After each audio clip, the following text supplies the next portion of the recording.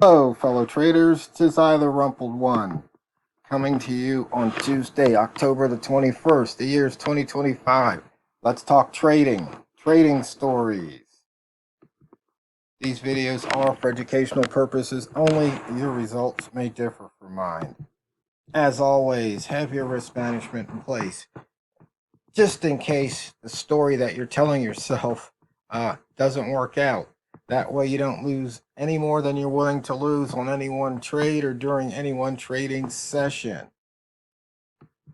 Um, Trading stories. This isn't about like Warren Buffett type stories or Darvis stories or any of those other traders out there that have made a lot of money. No, I'm talking about the stories that we make up in our own heads and we tell ourselves. Um, you probably know there's a new batch of traders um, that have come out, say, in the past 4 or 5 years, and they've got their websites and their YouTube channels and everything. And some of them are actually, I think they're pretty good. They're grounded in, you know, in the brain part, the psychology part of trading. They're not so much about, these squiggly lines or this indicator or this, can't lose method. And if you're watching these videos, it's like for some reason on my feed, I keep getting these option trading videos when I haven't traded options since the early 2000s. Um, I can't even remember the last time I traded an option, even though I did have a pretty cool automated strategy back when I was doing all those auto Averys on TradeStation. So that'll tell you how long ago it's been for me. But, the thing about these trading stories is they can really get us into trouble because, what we're supposed to do in trading is have a simple method, a simple plan, and just execute it. I mean, back when I used to always talk about we need to be a trained monkey. So, we execute, we get the banana. The only problem is we don't always get the banana. So sometimes we get frustrated and, and the monkey, if the monkey doesn't get banana, who knows what the monkey's going to do. But we really do have to be a trained monkey. Now, the thing about that is some people go, well, why don't you just write an EA? Well, the thing about EAs is you'd have to tell it when to start and then when to quit. So you might have an EA that only runs between certain hours of the day, and that might be a little more successful. But then again, um, there might be things where you wouldn't be able to program all the different things into the EA. Now you might say, well, aren't you now contradicting yourself? It's supposed to be simple. Well, yes and no. Sometimes, as discretionary traders, we can tell just by the way price is moving. Um, for example, if we see price shoot up real quick, um, then we know let's take the money off the table because chances are it's going to come back down to the open of that bar. Well, how would you program that in um, an EA?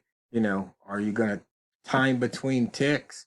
And then you see that would get, how many ticks, you know, or how many seconds. So that would just get, once again, overly complicated. Whereas us sitting in front of the screen, we can see, yeah, price just ran up a bunch.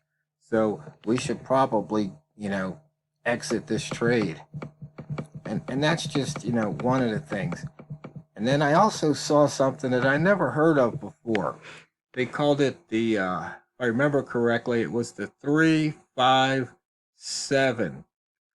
You never risk more than 3% of your account on any one single trade. You never have more than 5% risk open. So if you've got more than one trade, more than one trade's open, it shouldn't be more than a 5% risk. And then 7% risk was like the max that you would ever risk in a session. So maybe you lost 5%, and then you still have 2% left to trade. But I never heard of that, but it seemed kind of simple. So yes, I've got a squiggly line up there just to show you that, once again, all these stories we tell ourselves, it really doesn't matter, because I know I'm repeating myself, but once you get in a trade, the reason you entered no longer matters. All that matters now are the things in your control, and that is how long you stay in the trade and the maximum amount you're willing to lose on that trade. Those are the two things, the main two things. Now, if the market smiles upon you and gives you an opportunity to take profit, well, then so be it. And so, this is a 5-minute chart. We've got the M30 candle shade happening here. We've got the sweet spot lines every 5 pips. And so, I mean, there's a lot of ways you can trade this, But one simple way is you look at candle color at the line.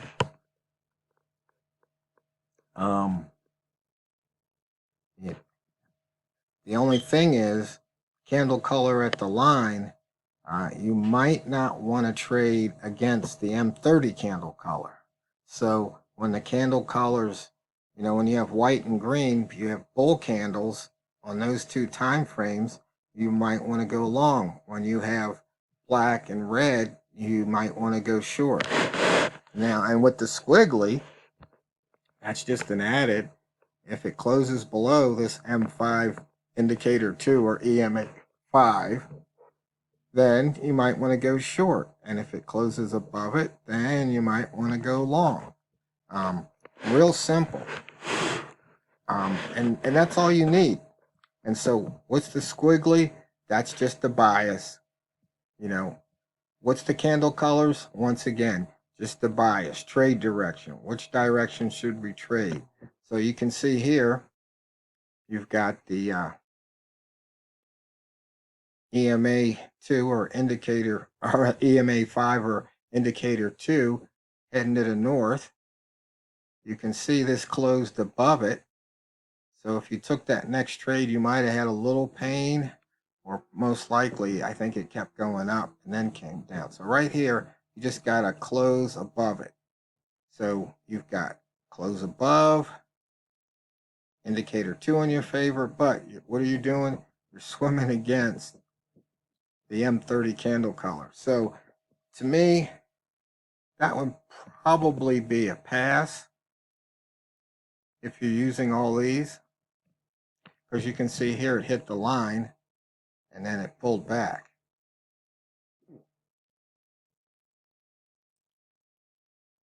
So, I don't like trading against the M30, not usually. It usually gets me in trouble. And as you can see here, it looks like price is kind of consolidating here. As opposed to here, price was moving. And once again, you have this big candle. That's over 10 pips. Well, what does that indicate to me? It means price probably wants to come back to this open. So you see here, price came back to that open. Took it 3 candles, but it did it. Does that always work? No. Here's a big black candle. That crossed 1, 2, 3 lines, almost 4. What happened? Came back to that open price. So, it's the stories we tell ourselves. And they don't matter once you're in the trade. Because, yeah, you see this big one. Will it come back down here? Maybe. I don't know. So I'm going to trade. I'm going to be in the moment. I will definitely keep that in mind. The price probably wants to come back down to the 75. But I'm not going to short.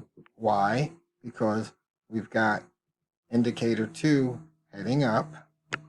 You can see here, and we're above indicator 2 from M30 all the way down. So I'm going to wait. Well, it just looks like right now on the M1, it looks like it's wiggling across the EMA 5 right here. And so here we've got the M5, EMA 5, or indicator 2. Same thing here on M1. So it's kind of struggling.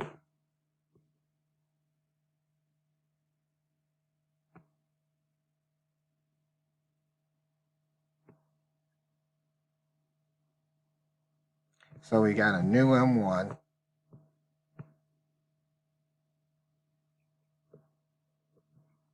We'll just have to wait and see what happens.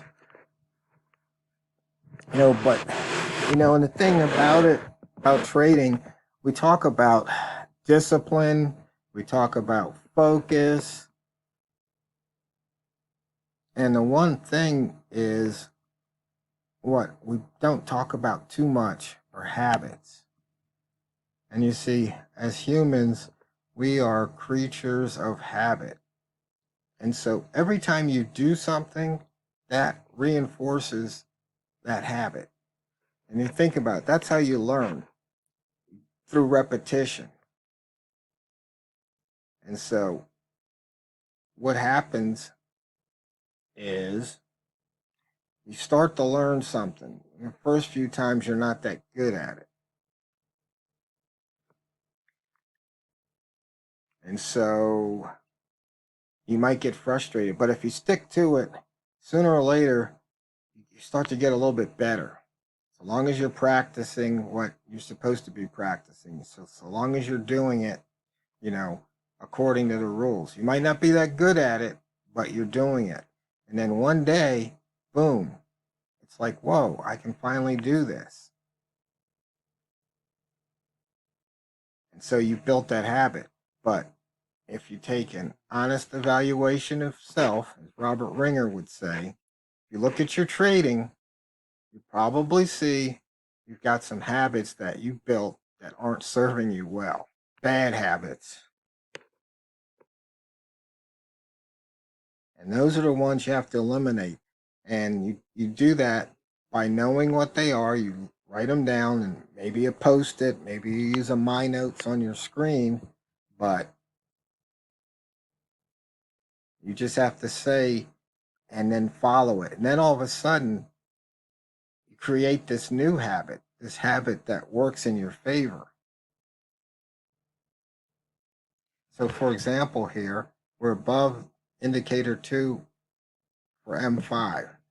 And it's like, no, I'm not taking any shorts until it closes below that indicator 2. Now, you might say, well, we've got a brand new M30 here, so let's see what happens. And what do we know about M30? A story we tell ourselves, but only because it's backed up with empirical evidence.